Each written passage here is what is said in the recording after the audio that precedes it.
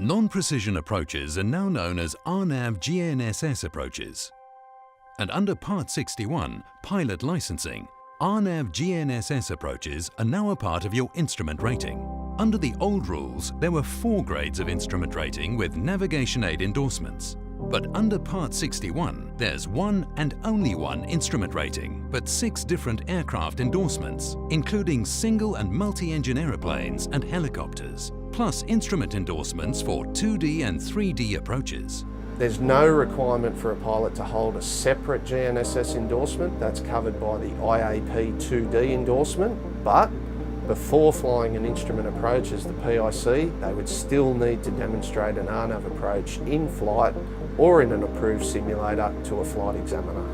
Pilots maintain recency under Part 61 by flying 3 instrument approaches in the last 90 days, and also a 2D, a 3D, a CDI or an azimuth approach in the last 90 days. Now, a GPS approach is a CDI and a 2D approach, so provided the pilot has completed at least one of those approaches in the last 90 days and all other requirements are met, then the rules say they maintain currency. You could do general competency training in an approved IFR simulator with that particular type of equipment.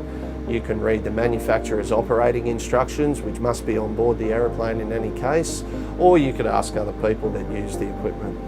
In my opinion, 61.385, the general competency rule, is the most important rule in Part 61. And basically it says that to exercise the privileges of a pilot licence, the pilot needs to be competent, among other things, in the navigation systems used in that aeroplane. So if a pilot has learned how to use GNSS on a particular type of equipment and then moves to another type of equipment, it is really their responsibility to ensure that they're competent.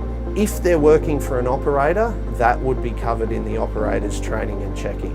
If it's a private operation, then the pilot has a few more decisions to make, and I would suggest one of the best ways would be to get some training off an instructor familiar with the unit, general competency training, and I think that would sit well with most pilots because it's their safety that's on the line.